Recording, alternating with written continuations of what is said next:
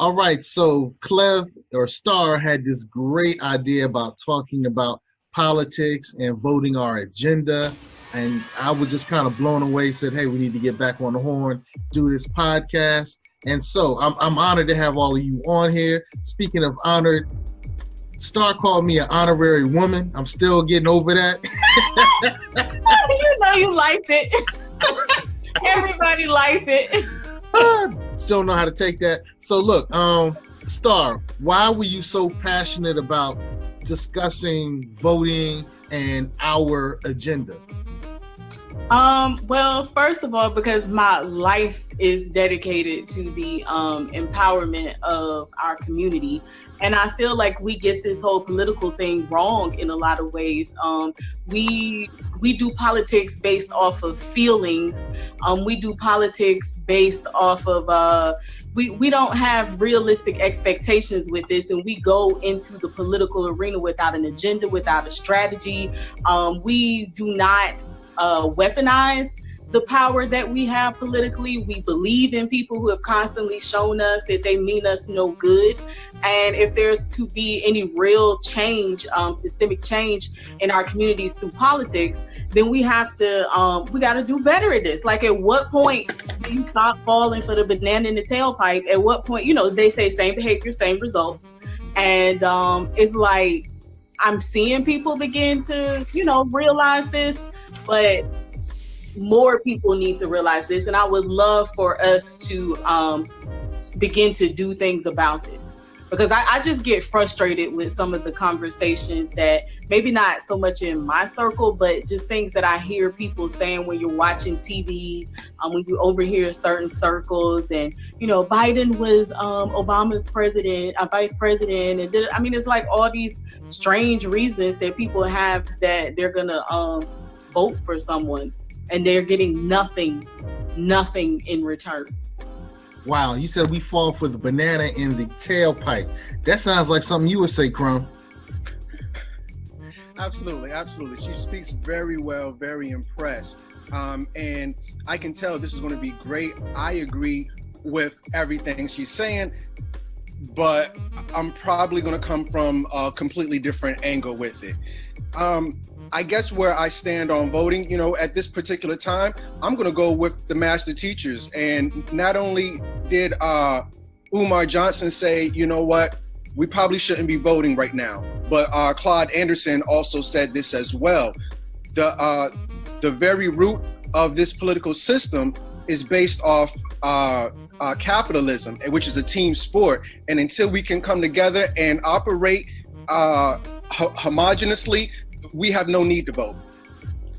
We have no need to vote? Correct. And I'm really kind of moving towards, I haven't gotten there yet totally, but I'm moving towards saying, if you don't support my agenda, I'm just not voting for you.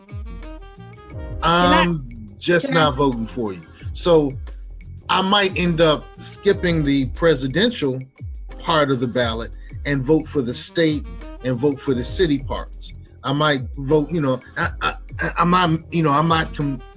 not committing to that right now, because I'm not seeing any of the Democrat, and I definitely don't see any of the Republican candidates saying that we're going to do some things that are going to truly impact the people that you care for, the things that are part of your agenda. So how does that fit in? Am I falling for the banana in the tailpipe? I don't know. Well, I want to say this. I believe that part of the problem is in our community, a lot of people are impassioned or indoctrinated about voting, like the vote itself, rather than thinking about the outcomes and the desired results. We're so, it's hammered into our head, vote, and then you vote and that's good enough, and you're not thinking about why you're voting or what it is that you are trying to accomplish. It's just, I have to vote, we have to vote, we go and vote, and we wear the little sticker, and it's like, I voted.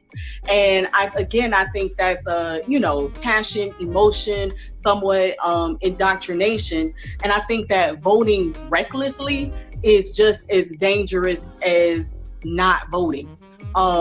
If we're not strategic with it, then the fear that you just kind of had, or the pause that you had when he mentioned not voting. If we're not going to be strategic with it, then it's not really, I mean, what's the difference? Like if this is something, because first of all, and then when people use that argument, well, our elders, our ancestors, died for the right for us to be able to vote. They fought and died for us to be able to live our lives a certain way. And they felt that voting was the means in which they could accomplish that. And so again, we get caught up just on the vote. I'm not necessarily saying don't vote. And I feel like what Shay said, anybody who has been aware of our struggle for a long time, you've gone through a lot of different thought processes probably. You probably examined things, you've been on this side of it, that side of it, maybe with the same goal, but you've looked, and I've had my times where, at one point it would have been crazy to say don't vote. And then I've been like, nah, don't vote. And then, kind of like where you're saying local elections and everything. But I just feel like, yeah, if we're not going to use it strategically, just saying that you voted is nothing. Like, don't pop your collar. Like, it's nothing. If it's not strategic and if we're not focused on specific outcomes for our community, if we are not willing to get down and dirty and, all of these different things, politics is a game, it's an exchange, it's all of these different things. And if we're not willing to do that, like, just don't pop your collar. It's going to be cyclical, the same old same.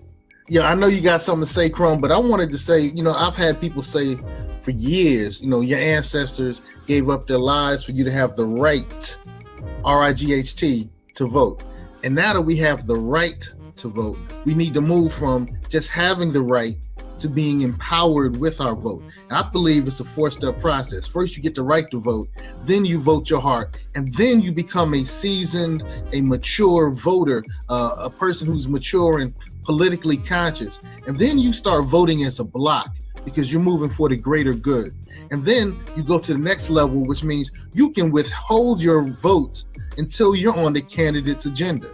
So if you're not supporting us, we ain't rocking with you. That's maturity, that's power. The first part, when you get the right to vote, that's the first level. And I think a lot of us are stuck on the first level because we really don't pay attention to politics. We don't know what the politicians are saying. Crumb, you just went in on gay reparations. Most of us didn't even realize that just passed. I definitely want you to talk. Yeah, Shay's like, huh? Yeah.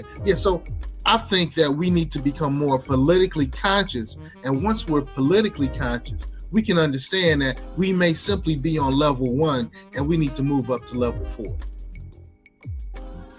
Yeah, I don't know where to start. There's just so many points. I guess I'll start here. Voting is a form of integration. We've had our best times when we segregated. I'll say that. Number two, when, in terms of voting is integration, vote is short for vote of confidence. When you vote for this government, you tell them that you have confidence that they can govern your mental, and that is the furthest thing from the truth. Joseph Stalin said, it is enough that the people know there was an election. The people who cast the votes decide nothing. The people who count the votes decide everything. You literally do not have a count. If you ask 9 out of 10 Negroes, they can't tell you anything of significance about the Electoral College. Franklin Delano Roosevelt was not voted in office. He was selected, not elected. Everybody knows this except for us. The number one demographic of non-voters are the Asians. Why do the Asians care not to vote? Because they are masters of their own destiny.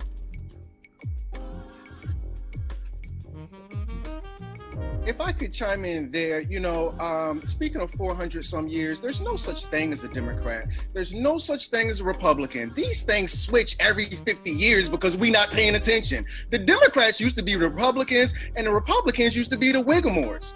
The Democrats were the racist people on earth. They were the ones the Democrats have done nothing to support us. Because initially they were the Dixiecrats, and they didn't even become that until after Martin Luther King. Martin Luther King was a registered Republican because it was the Republicans from 1865 who've been supporting us. But we don't pay attention to anything. Oh, I'm a Democrat. I'm a Republican.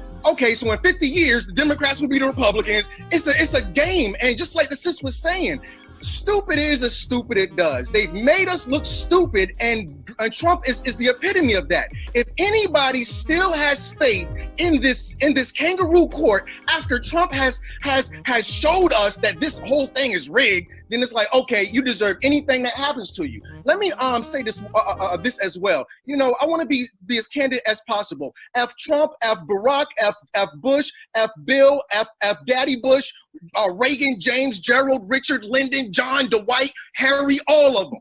All of them, family. There has been no legislation of significance since 1865 that has been in our best interest. And I know what you're going to say. Hey, Crumb, what about the 13th and 14th Amendment? Again, I will go to Dr. Claude Anderson. Those things don't even apply to us anymore. The 14th Amendment is exclusively for Black people. However, we've been the ones who have benefited the least from anything. What we're dealing with is a people who have been manipulated and continue to be manipulated. What we must do is step away. We must get away from integration. We must get away from voting. We must get away from white people. We must step away from these people. Come and get, just like you were saying, she said, we can't say we're like the Asians because the Asians have a culture. Well, we need to step away and get our culture first. We can't say that we're like the Arabs because the Arabs have an economic base. Well, we need to step away and get our economic base. What we are doing is putting the cart before the horse. 1995, just before I went to the march, there was a lot of talk about removing ourselves from the Democrats and the Republicans, and that would provide power. And I tell you one thing, man, when I run into politicians before I ran, and they would say, hey, I'm a Democrat, so I look forward to your vote. And I was like, you ain't got my vote. You need to do something to get my vote. Their conversation with me changed. Now, I'm just one vote. I'm just one sole person. But when I realized that saying, hey, you haven't earned my vote yet, somebody changed their conversation with me. Then they wanted to find out what I was interested in.